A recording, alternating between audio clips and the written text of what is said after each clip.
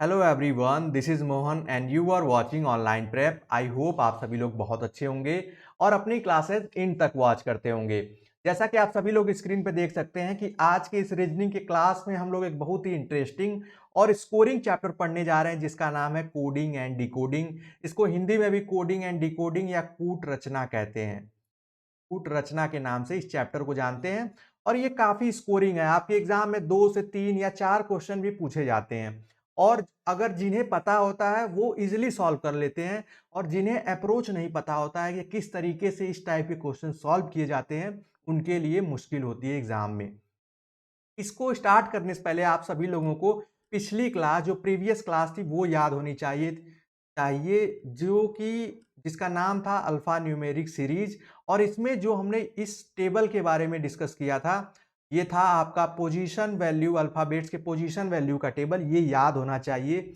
ए की value 1, B की 2। उसी तरीके से हमने इसको देखा था कि क्विक रिवाइज या क्विक रिकॉल के लिए किस तरीके से ये ई को हमने 5J ई जो EJOTY वाला फॉर्मूला हमने अपनाया था।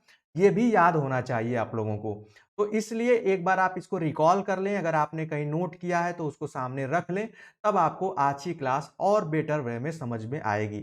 जैसा कि आप सभी देख सकते हैं, अगर बात की जाए कोडिंग किसे कहते हैं तो कोडिंग का मतलब होता है किसी मीनिंगफुल वर्ड को किसी कोड में कन्वर्ट कर दें या उसके बदले में कुछ कोड लिख दिया जाए। जैसे अगर मैं यहाँ पे लिखता हूँ न्यूज़ और न्यूज़ के बदले में मैंने कोई कोड लिख दिया 2345।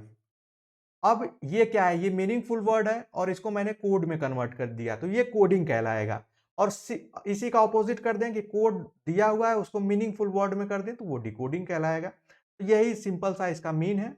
अब हम लोग क्वेश्चन सॉल्व करते हैं। ये क्वेश्चन आप देख सकते हैं ये बाइलिंगुअल है, कुछ क्वेश्चन इंग्लिश में है। और आपको बता दें रीजनिंग में लैंग्वेज उतना मैटर नहीं करती है क्योंकि चीजें इजिली समझ में आ जाती हैं। क्वेश्चन फर्स्ट है आप लोगों की स्क्रीन पे, हॉस्पिटल को लिखा गया है, hospital is written as that certain code, how would postal be written in that code. अगर हॉस्पिटल को इस कोड में लिखा जाता है तो पोस्टल को किस कोड में लिखा जाएगा।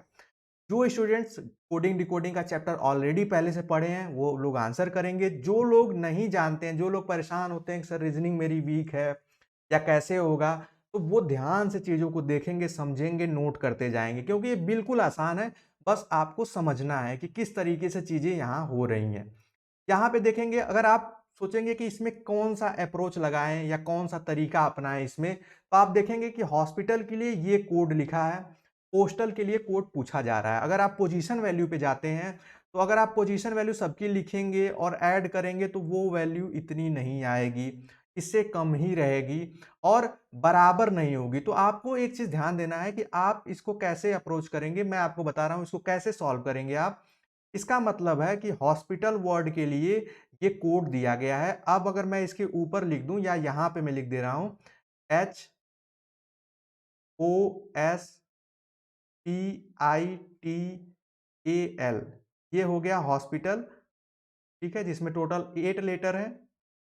अब इनके सामने जो ये कोड है ये हम रख लेते हैं 325741 आई होप आप सभी लोगों को दिख रहा होगा।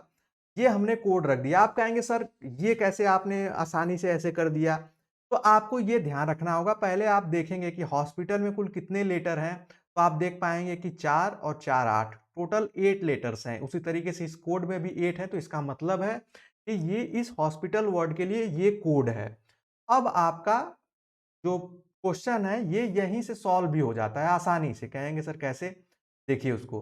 अब हम यहाँ पे लिखते हैं पोस्टल को POS, या आप सिंपली लिख लीजिए पोस्टल लिखा ही हुआ है। अब इसके हमें इसको कोड में चेंज करना है। तो अब यहाँ पे P के लिए यहाँ कौन सा कोड है, तो P के लिए कोड है 7, आप यहाँ देख पा रहे होंगे। फिर O के लिए कौन सा कोड है, वो है 2। फिर S के लिए कौन सा कोड है, वो है 5। T के लिए कौन सा कोड है, वो है 6। उसी तरीके से A के लिए कौन सा कोड है, वो है 1 और L के लिए कौन सा है, वो है 8। इस तरीके से अब आप ऑप्शन मैच कराएंगे तो आप यहाँ पे देख पाएंगे कि option B will be the right answer 725618। ऊपर देख पाएंगे कि एक 752 लिखा है, मतलब अगर आप जरा सी गलती करेंगे इधर उधर तो आप गलत ऑप्शन को टिक करके आ जाएंगे। तो राइट आंसर क्या हो जाएगा? वो हो जाएगा बी। तो इसका मतलब है कि आपके एग्जाम में इस तरीके के भी क्वेश्चन आते हैं, इसको आपको ध्यान रखना है। वैल्यू दी गई रहती है, बस वैल्यू हमें यहाँ पे उसके कोड को एज इट इज पुट करना होता है और आपका आंसर आपके सामने होता है। उसके बाद क्वेश्चन नंबर सेकंड देखिए आप लोगों के स्क्रीन पे है। आप सभी लोग जो स्टूडेंट्स, मैं फिर से बता देता हूं, जिन्हें आता है, जिन्हें आ रहा है, वो आंसर इसका बता सकते हैं। इससे ये पता चलेगा कि हाँ आप लोग पहले से पढ़े हैं, जानते हैं। देखिए स्पार्क को अगर लिखा गया है यहाँ पे TQBSL है, तो what will be the code of flame? अगर स्पार्क के लिए ये कोड है तो फ्लेम के लिए कौन सा कोड होगा? अब यहाँ पे मैंने कोशिश की है सारे क्वेश्चन डिफरेंट डिफरेंट अप्रोच के हों, उसमें अलग अलग तरीका लगे, एक ही तरीके से ना हो। अब यहाँ पे देखिए नंबर नहीं है, नहीं कि कोई वैल्यू आप लोगों को दिख रही है, नहीं इसके बराबर इसमें कुछ सिमिलर है। ये ध्यान रखिएगा, इस टाइप के जो क्वेश्चन होते हैं, क्वेश्चन नंबर फर्स्ट जो हम लोगों ने देखा, इसमें जो पोस्टल है ये ऑलरेडी हॉस्पिटल के लेटर से ही मिलकर बना है। तो जब ऐसी सिमिलरिटी दिखे तब आप ये अप्रोच लगाएंगे। यहाँ पे ऐसी कोई सिमिलरिटी नहीं दिख रही है। क्या दिख रहा है? अब हम इसके ऊपर स्पार्क लिख देते हैं, SPARK। अब देखेंगे एस के नीचे जस्ट टी आ रहा है, ठीक है। अब उसी तरीके से पी के नीचे क्यू आ रहा है, ए के नीचे बी आ रहा है, आर के नीचे एस आ रहा है और के के नीचे एल आ रहा है। तो इससे एक चीज क्लियर हो गई कि ये अल्फा न्यूमेरिक सीरीज टाइप का एक क्वेश्चन था, जिसमें कि एक के बाद एक लेटर आ रहे हैं। ये सिंपल रीजनिंग का क्वेश्चन है, लेकिन जब एग्जाम में ऐसे आता है तो हम जो चीज पहले से सोच लिए होते हैं उससे हमें प्रॉब्लम भी हो जाती है। हमें लगता है कि यही अप्रोच होगा, लेकिन यहाँ पे देखिए क्या है, एस के बाद टी है, मतलब जस्ट नेक्स्ट लेटर दिया है। टी के बाद क्यू है, ए के बाद बी है। इसी तरीके से अब आप यहाँ पे फ्लेम के लिए बताएंगे तो एफ के बाद क्या आ जाएगा? वो आ जाएगा जी। अब जब अगर आप इसको जल्दी करना चाहेंगे तो एक बार पहले का आप इसी तरीके से कर लीजिए और ई के बाद क्या आएगा? वो आएगा एफ। अब आप देखेंगे कि मतलब अभी हमने बीच का हमने नहीं किया, आगे जी है, लास्ट में एफ है। अब हम इसको डायरेक्ट मैच करा लेंगे अपने ऑप्शन से। तो उसमें देखेंगे हम कि ए बी को छोड़ के बाकी जगहों पे, यहाँ पे देखिए लास्ट में डी है, एफ है, तो ये तो नहीं होगा। यहाँ पे एफ को रखते हैं, ये तो नहीं होगा, ठीक है। अब इसी तरीके से इसका मतलब है कि कभी कभी क्या होता है कि आपको इजीली, मतलब अगर दो की वैल्यू आपने पता कर ली तो उसे मैच करा लेते हैं, जब नहीं है तो आप पूरे को लिख लेंगे।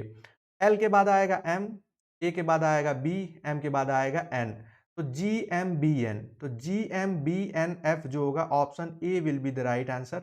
इस तरीके से आप इन क्वेश्चंस को कर पाएंगे। तो ये आप सभी लोग ध्यान रखेंगे कि किस तरीके से क्वेश्चंस को किया जा रहा है। अगला क्वेश्चन आप लोगों के स्क्रीन पे है, उसको आप लोग देखिए। इसमें देखिए अलग कंसेप्ट लगेगा। यहाँ पे लिखा इफ ऑनेस्टी, अगर ऑनेस्टी शब्द को या इस वर्ड को इस कोड में लिखा जाता है 513246 8 और पॉवर्टी को लिखा जाता है 7192068, तो how is horse written in a certain code? तो हॉर्स को हम किस कोड में लिखेंगे? तो ये आपके क्वेश्चन नंबर फर्स्ट जैसा ही है। यहाँ पे क्या हो रहा है देखिए, हॉर्स जो है, अब आप कहेंगे सर ये कैसे पता करें, आप तो पहले से जानते हैं क्या कि आप बताते रहे हैं। तो ऐसा नहीं है, इसको आप ऐसे देख सकते हैं। देखिए एच को हम अगर इन हॉर्स में 5 लेटर है, इस पांचों लेटर को अगर हम मिलाएं, HO ऑनेस्टी से मिल जा रहा है, मतलब मैच हो रहा है, सिमिलर दिख रहा है। आर जो है वो यहाँ पे है, पॉवर्टी में है। एस जो है यहाँ पे है, ई जो है इन दोनों में है। अब हमारा काम हो जाता है आसान। अब हम सिंपली, हमें हॉर्स के कोड को लिखना है। तो कोड क्या होगा? तो हम देखेंगे HO के लिए यहाँ पे 5 1 है, H के लिए 5 है, O के लिए 1 है, ये हमने देख लिया। अब R के लिए क्या है? R के लिए कोड यहाँ पे देख सकते हैं, लास्ट से थर्ड है, तो लास्ट से जो थर्ड है वो है यहाँ पे 0, 510। अब R आपको यहाँ पे मिल गया। अब बचा S और E। S को आप यहाँ से देख सकते हैं, लास्ट का थर्ड है, यहाँ पे लास्ट के थर्ड में कौन सा आ रहा है कोड? वो है 4। अगर आप कंफ्यूज हो तो आप ऑनेस्टी लिखकर, जैसे हम लोगों ने पिछले क्वेश्चन को किया था, उसके सामने भी आप लिख लेंगे तो उससे और आसान हो जाएगी चीजें। एस के लिए क्या कोड है? वो है 4। अब इतने से ही अगर आप मैच करा लेंगे तो आपका यहाँ पे आप देख सकते हैं HORSE, इससे आपका आंसर जो है वो दिख जाएगा। देखिए यहाँ पे हमने 4 लिख दिया एस के लिए। अब ई के लिए क्या है, ई के लिए यहां से आप देख पाएंगे ई के लिए 2 है, और यहां से भी आप देख सकते हैं ई के लिए 2 है। तो हमारा जो कोड हो गया हॉर्स के लिए वो हो गया 51042। तो यहाँ पे 51042 जो है वो आपको ऑप्शन बी में दिख रहा होगा। इस तरीके से इस क्वेश्चन का आंसर जो हो जाएगा वो हो जाएगा ऑप्शन बी। आई होप आपको चीजें समझ में आ रही होंगी, बहुत आसान है और आप सभी लोग इसको नोट भी करते रहे, तभी आपको याद होगा कि मैंने क्या पढ़ाया था, और आप एग्जाम हॉल में उन चीजों को याद रख पाएंगे। सिर्फ अगर सुनेंगे तो वो शायद उस समय आपको याद न आए सडन। एक और क्वेश्चन आप देखिए, इन ए सर्टन कोड, किसी कोड में सिस्टर को हम लिखते हैं RHRSDQ, तो अंकल को क्या उस कोड में हम लिखेंगे। अब यहां पे क्या लग रहा है ये भी आप देख लें। ये क्वेश्चन जो है ये आपके सेकंड, आपको मैं हिंट दे दे रहा हूं, आप सभी लोग सॉल्व भी करिए। अब अगर आपको देखना है तो आप सिस्टर के नीचे या आप इसको लिख लीजिए कि मैच कराने के लिए, या इसके ऊपर सिस्टर लिख लीजिए SISTER। अब आप लोग देख पाएंगे यहाँ पे आर के, अब देखिए क्या हो रहा है, आर के नीचे, एस के नीचे जो है, एस के नीचे आर आ रहा है, फिर आई के नीचे एच आ रहा है, फिर एस के नीचे आर आ रहा है, टी के नीचे एस आ रहा है, ई के नीचे डी आ रहा है, और क्यू के नीचे आर आ रहा है। इसका मतलब है -1 हो रहा है। आप कहेंगे सर ये -1 क्या है, मतलब एक लेटर पीछे की कोड लिखा गया है। एक लेटर पीछे करके, जो अल्फाबेट्स में ABCD में होते हैं उनमें एक लेटर पीछे है, मतलब आर के बाद एस है। देखिए ये कोड हो गया, आर के बाद एस लिखा है, आई एच के बाद आई लिखा है, आर के बाद एस है, एस के बाद टी है, डी के बाद ई है, क्यू के बाद आर है।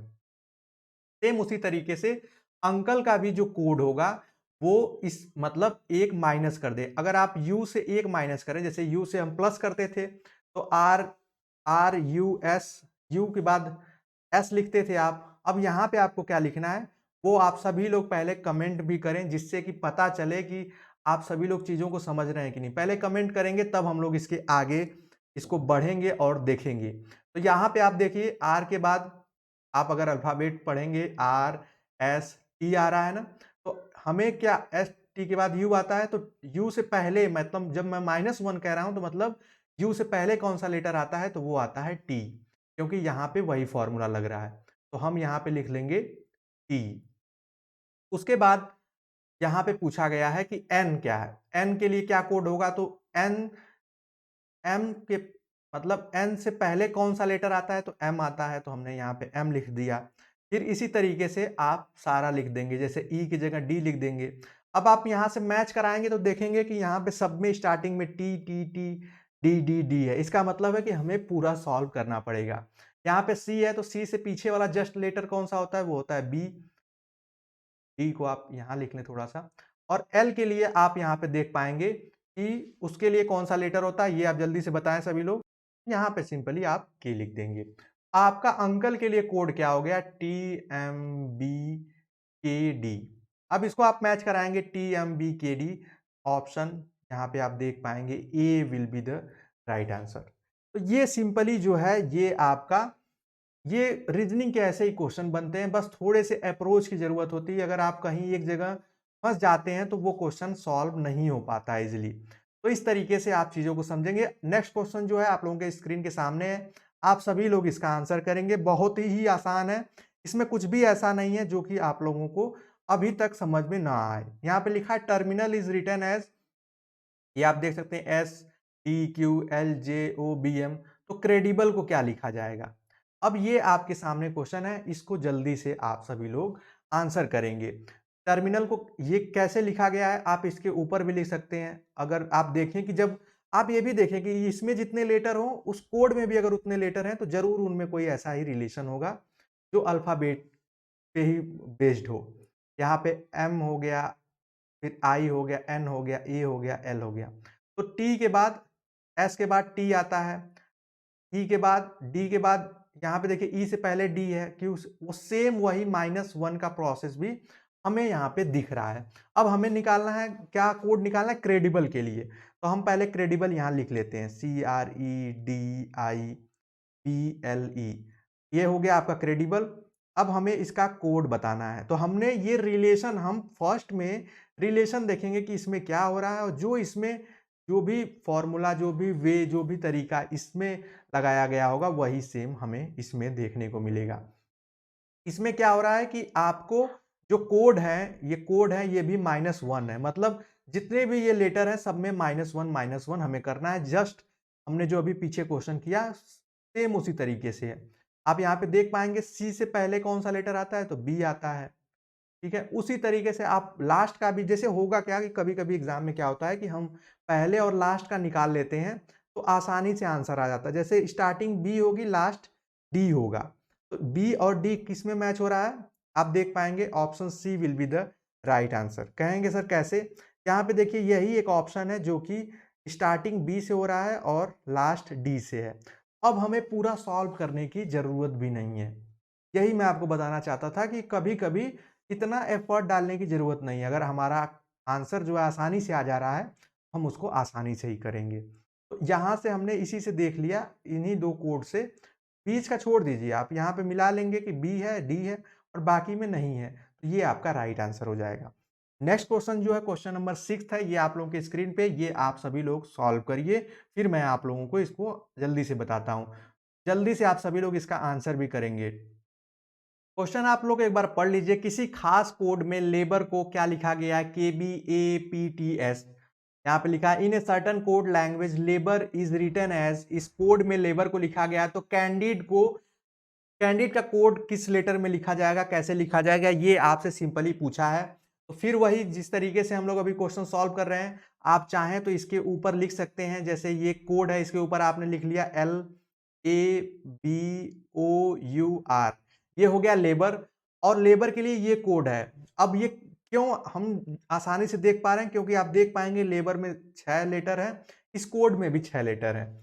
अब उसे उसी तरीके से हमें कैंडिड बताना है, तो अब हम इसमें रिलेशन देखेंगे कि लेबर और आपके इस कोड में क्या रिलेशन है। तो आप देखेंगे जे के बाद के के बाद एल आता है, तो यहाँ पे अगर इस कोड को मैंने यहाँ पे लिखा तो के के बाद एल आ रहा है, तो क्या हो रहा है कि -1 हो रहा है। उसके बाद ए के बाद बी आता है तो +1 हो रहा है। फिर ए के बाद बी, मतलब बी के बाद यहाँ पे पीछे जा रहा है, मतलब एक पोजीशन पीछे फिर एक पोजीशन आगे के लेटर को, मतलब -1 +1 -1 फिर +1 फिर -1, इसी तरीके से इसमें हमें ये फॉर्मूला लगाना होगा। तो हम लिखेंगे उसी तरीके से कैंडिड लिख दिया। अब हमें सी से जस्ट नीचे की वैल्यू को लिखना है, जो कि वैल्यू का मतलब जो नीचे सब इस -1 करेंगे तो लेटर आ जाएगा बी। मतलब जो बी से स्टार्टिंग वाला कोड होगा वही सही होगा, तो आप इन दोनों कोड को अभी से यहाँ से हटा सकते हैं। अब उसके बाद ए के बाद क्या आता है, वो आता है बी, क्योंकि अब यहाँ पे प्लस होगा, फिर माइनस होगा। एम एम के बाद एन आता है, मतलब एन से पहले एम आता है, तो बी बी एम, आप देखेंगे इन दोनों में बी बी एम है। अब इसी तरीके से ये माइनस हो गया, प्लस आप करेंगे तो डी के बाद ई आता है, ई आप यहाँ मैच कराएंगे तो बी बी एम ई जो है ये आपका राइट आंसर हो जाएगा। Option D will be the right answer. जहां तक मैच करे आप वहीं छोड़ सकते हैं। आपने देखा कि बी बी एम ई आ गया, मैच हो गया, ये आपका आंसर हो गया। आपको इसके आगे सॉल्व करने की जरूरत नहीं है, आप चाहें तो सॉल्व कर सकते हैं, लेकिन कोई जरूरत नहीं है कि आप झूठ में वहां तक जाएं। आप चाहें तो फिर यही -1 फिर +1, तो ये ई आएगा, ये एच आएगा। तो यही सिंपल आपको इसमें ये अप्रोच लगाना था। आई होप आप सभी लोग चीज़ों को समझ रहे होंगे। तो चलिए यहाँ पे देख सकते हैं, नेक्स्ट क्वेश्चन आप लोगों के स्क्रीन पे है। In a certain code language consumer is written as TRUMNSCO। तो ट्राइंगल को कैसे लिखा जाएगा, ये काफ़ी इंटरेस्टिंग क्वेश्चन है, आपको मैं स्टार लगा दे रहा हूँ। एग्जाम में कभी कभी क्या है कि सिंपल क्वेश्चन पूछ के कंफ्यूज ज़्यादा करता है कि स्टूडेंट जो है वो इस पे सोचे। एग्जाम मतलब आपको एग्जामिनर सोचने पे मजबूर कर देता है कि आप उस पे सोच के इसको करें। अब यहाँ पे आप देखेंगे एक चीज, इसमें क्या हो रहा है कि कंज्यूमर को इस तरीके से लिखा गया है, तो आप अगर इसके ऊपर लिख देते हैं CONSUMER, तो आप देखेंगे कि सी के बाद DE, उसके बाद जस्ट ओ के बाद OPQR। तो यहाँ पे कोई अभी यहाँ पे एस देखेंगे तो ये माइनस हो जा रहा है, मतलब एन के बाद यू।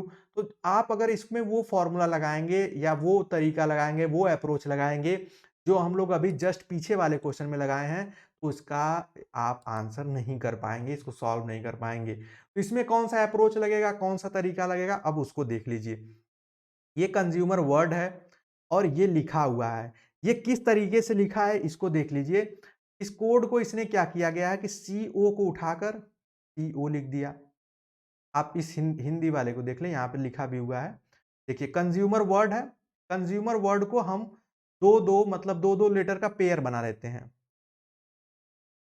अब इस पेयर का जो पहला है लेटर उसको हमने यहाँ पे लिख दिया, पीछे से लिखते हुए आ रहे हैं या आप ऐसे भी कर सकते हैं। ER जो लास्ट का पेयर है, आई होप आप लोग समझ पा रहे होंगे। मैं अगर आप इस क्वेश्चन में नहीं समझ रहे हैं तो मैं लिख देता हूँ CONSUMER। ये काफी सिंपल है, बस आपको ये पता होना चाहिए कि कौन सा अप्रोच इसमें लगाया गया है। CO मैंने बोला कि दो-दो पेयर आप लोग बना लें। ER आप जो लास्ट पेयर है उसको आगे लिख दें। देखिए हम जब लिख रहे हैं तो आपको समझ में आ जाएगा अभी कि ये वही कोड लिखा हम लोग लिख रहे हैं।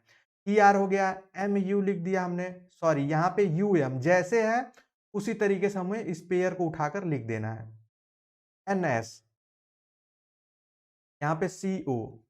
अब आप देखेंगे कि ये सेम कोड जो हो गया, बस हम इस लेटर को उठा के एज इट इज रख दिए तो ये हमारा कोड बन गया। उसी तरीके से अब हम यही अप्रोच अपनाकर ट्रायंगल को लिखना है हमें। तो हम यहाँ पे ट्रायंगल लिख लेते हैं TRIANGLE। इसमें भी हम पेयर बना लेते हैं। ये पेयर हो गए दो-दो लेटर के। अब जैसे लास्ट वाले पेयर को हमें स्टार्टिंग में लिखना है तो LE हमने लिख दिया। फिर उसके बाद NG लिख दिया। जैसे है उसी तरीके से उठाना है। ध्यान रखिएगा, आप कभी-कभी गलती क्या होती है कि हम सोचते हैं कि G को रखें फिर N को रखें, लेकिन नहीं, हमने पेयर बनाया। अगर हम पीछे से जस्ट लिखते आते ELGN तब हम लिखते। यहाँ पे हम सिर्फ पेयर को उठाकर जैसे है दोनों पेयर उसको रख दे रहे हैं। IA हो गया और TR हो गया। अब इसको मैच करा लेंगे आप। LENG आप देखेंगे LENGIATR तो ये ऑप्शन ए मैच कर रहा है। तो इस तरीके से ऑप्शन ए राइट हो जाएगा। बाकी आप देख सकते हैं कहीं कहीं पे यहाँ पे आप देख पाएंगे कि यहाँ पे GN है, तो इसी में कंफ्यूज जाते हैं, लेकिन NG होना चाहिए क्योंकि एज इट इज रखना है। तो इस तरीके से ये क्वेश्चन सही हो जाता है। अगर गलती से आपने GN रख दिया तो आप इसको टिक कर देते। तो ये हमें ध्यान रखना होता है रीजनिंग में। उसी तरीके से नेक्स्ट क्वेश्चन आप लोगों की स्क्रीन पे, ये आप सभी लोग सॉल्व करेंगे। लगभग उसी तरीके का अप्रोच है, बस आपको ध्यान देना है कि किस तरीके से आप देख सकते हैं। In a certain code language break down is written as, ये कोड है ब्रेक डाउन के लिए, तो ट्राइंगल्स के लिए कौन सा कोड होगा। अब आपको ये देखना है कि ये ब्रेक डाउन जो वर्ड है इसको किस अप्रोच में किस तरीके से इसकी कोडिंग की गई है, और उसी कोडिंग के अकॉर्डिंग आपको ट्राइंगल की कोडिंग करनी है। अब देखिए यहाँ पे ब्रेक डाउन है तो यहाँ पे क्या लिखा गया है, NWOD। इसका मतलब लग रहा है कि डाउन का ही उल्टा है और यहाँ पे ब्रेक का उल्टा है। ये इसमें हो क्या रहा है, इस रिलेशन को जब आप ध्यान से देखेंगे तो ये जो ब्रेक वर्ड है BREK, उसी को उल्टा लिख दिया गया है BREAK।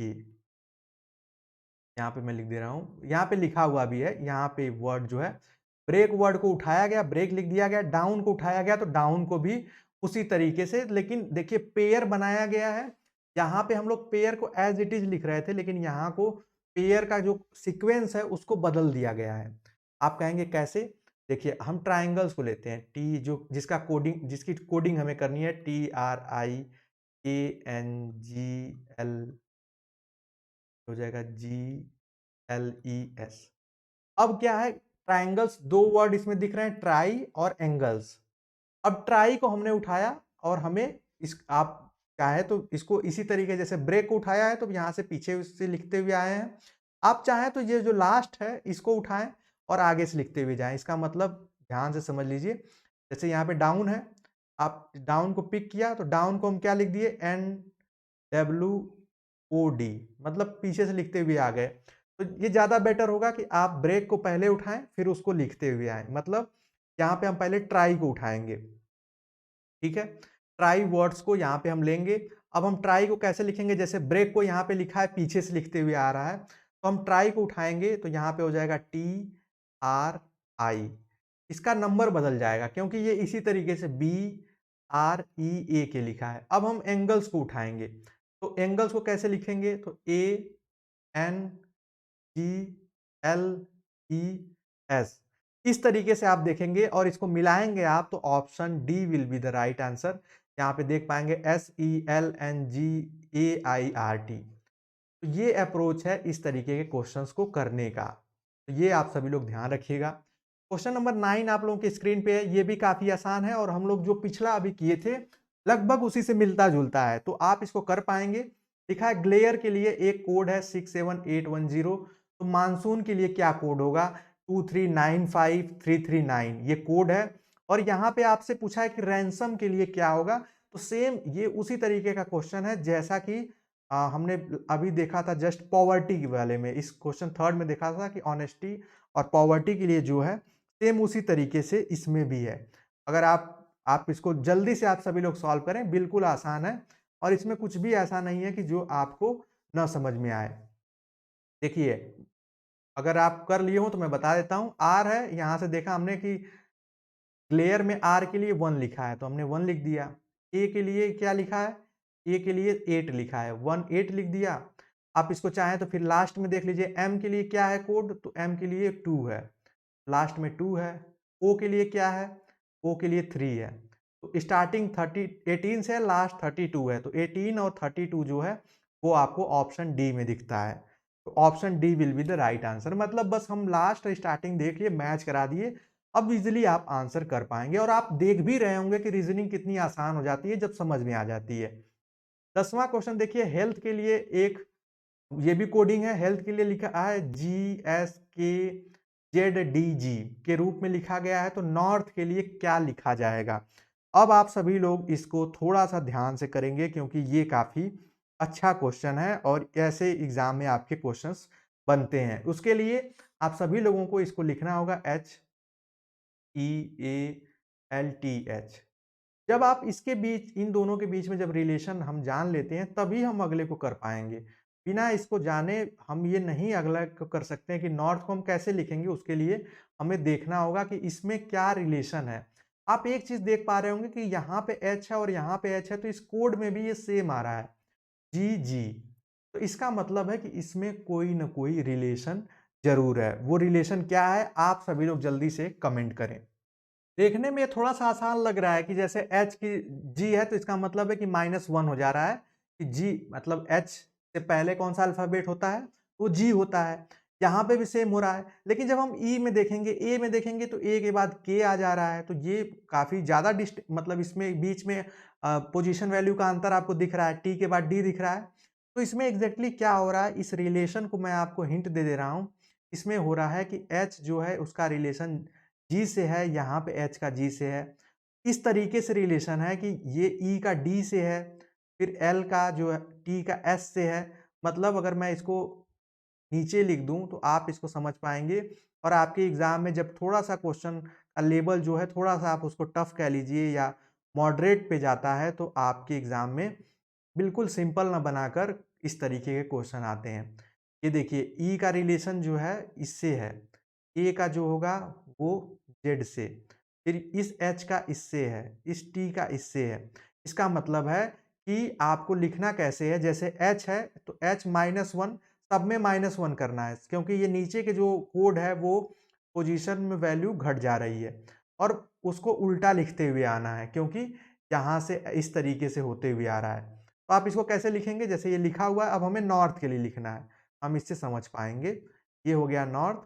एन के लिए सेम उसी तरीके का प्रोसेस। तो एन से पहले कौन सा लेटर आता है वो आप सभी लोग कम से कम, मतलब अगर हम इसमें माइनस करें एन में तो कौन सा लेटर होगा वो आप जल्दी से बताएं, क्योंकि ये चीजें जो है अगर आपको याद नहीं होती हैं तो आपको एम होगा। तो एम के बाद एन आता है, आसान सा है।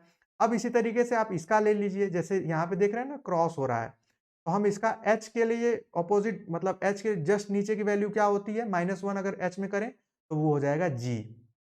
तो स्टार्टिंग जी से हो लास्ट एम हो, आप इसमें ऑप्शन मिलाएंगे तो option C will be the right answer. बीच का आप मत करिए सॉल्व। जब अगर अगर कई ऑप्शन सेम होते तब हम और सॉल्व करते हैं, नहीं तो हम आसानी से देख लिए कि ये कॉमन आ रहा है, ये हो गया राइट आंसर इसका। अब अगर आप इसको पूरा करेंगे तो जी के बाद देखिए फिर कैसे करेंगे, यहाँ पे टी से टी में -1 करेंगे तो एस आ जाएगा। सॉरी यहाँ पे जी है, जी है, यहाँ पे एस आ जाएगा। फिर ओ पे आप करेंगे तो इसी तरीके से आप लिखते आएँगे तो SQNM हो जाएगा। ये आपका कोड हो जाएगा और यहाँ पे जैसा कि गिवन भी है। तो ये काफ़ी अच्छा क्वेश्चन था। अब आपका आता है पोजीशन वैल्यू से क्वेश्चन। देखिए लिखा ई के लिए 5 है, पेन के लिए 35 है, तो एग के लिए मान बताओ। ऑलरेडी लिखा है, वैल्यू लिखा है, पोजीशन वैल्यू कि इस एग की वैल्यू क्या होगी। तो E5 कैसे लिखा है, वो है पोजीशन वैल्यू पे। जैसे मैंने बताया अल्फा न्यूमेरिक की क्लास में पोजीशन वैल्यू के लिए ई के लिए 5 है और ये आपको याद होगा तो आप इजीली कर पाएंगे। और यहाँ पे क्या हो रहा है उसको देख लीजिए। हाँ, यहाँ पे हम लोग थे पेन। पेन की पोजीशन वैल्यू क्या होती है, आप सभी लोग जल्दी से कमेंट करेंगे। 16, ई की फिर 5, एन की क्या होती है, वो होती है 14। अब अगर नहीं याद आए जल्दी से तो आप फॉर्मूला वो लगा सकते हैं याद रखने के लिए, EJOTY, इजोटी कह सकते हैं इसको। अब यहाँ पे देखिए लिखा है एन। एन अब जल्दी से याद करना है तो एन के बाद ओ आता है, तो ओ का 15 है तो एन का 14 हो जाएगा। इस तरीके से आप इसको ऐड करते हैं तो 35 आ जाता है। अब हमें एग का बताना है तो हमने एग लिख लिया।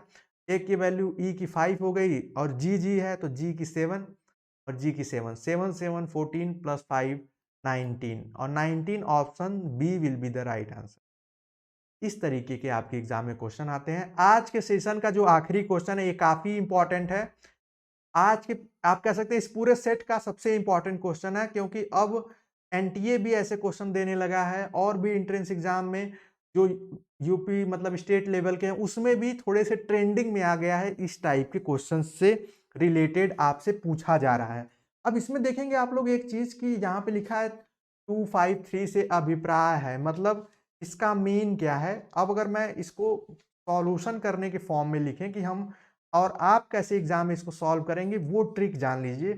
और अगर उस तरीके को आप नहीं अपनाएंगे तो आपको बहुत मुश्किल होगी, क्योंकि इसमें जब हम लोग आगे प्रैक्टिस सेट करेंगे तो और इस पे क्वेश्चन करेंगे। बस आपको अप्रोच जानना है कि इस क्वेश्चन को सॉल्व करने का अप्रोच क्या होगा। यहाँ पे आप सभी लोग देख पाएंगे कि यहाँ पे क्या लिखा है, पहले उसको आप लोग देख लीजिए। 253 से अभिप्राय जो है वो है बुक आर ओल्ड। और जब ऐसे क्वेश्चन हो तो पहले आप यहाँ पे लिखें बुक, सॉरी बुक्स लिखा है, बुक्स आर, तो मैं थोड़ा सा बुक्स आर ओल्ड।